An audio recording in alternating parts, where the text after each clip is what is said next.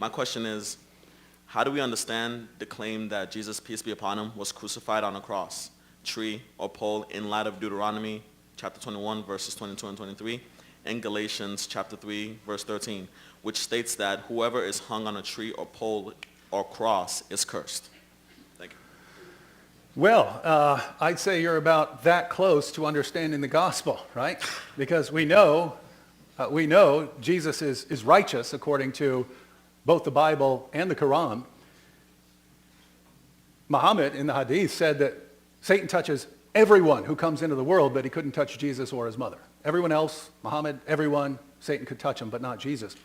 And so, you're right. How do we reconcile our belief that Jesus was righteous with the Old Testament claim that anyone who's hung on a tree is cursed?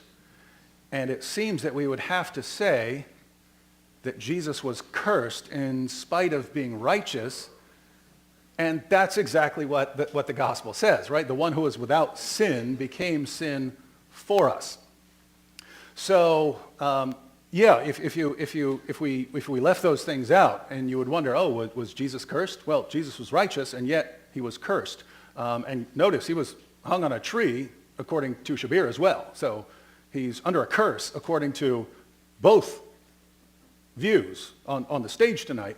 And so if Jesus was under a curse, well, what do we do there? In Christianity, he's under a curse for a reason, right? He's under a curse for a reason because he's becoming a curse for us, right? So that we can be forgiven. As far as other interpretations, I guess he's under a curse because he was hung on a tree, but I don't know. Shabir's about to answer, so he can explain what he would think about Jesus being hung on a tree. I agree that Jesus was righteous, and I don't agree that he was a curse.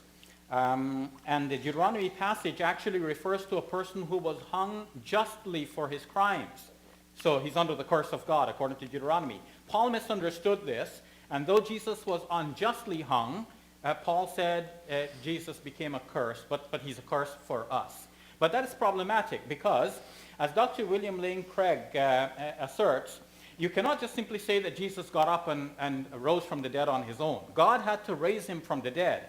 But as I pointed out to him, for God to raise him from the dead, God has to want to raise him from the dead. And if all we know is that he died under the curse of God, according to your scriptures, you have no reason for thinking that God would want to raise the accursed person from the dead, who died under the curse of his own law.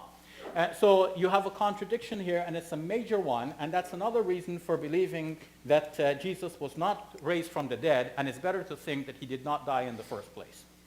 Again, thank you guys so much. Appreciate it. Like, share, and subscribe to create awareness.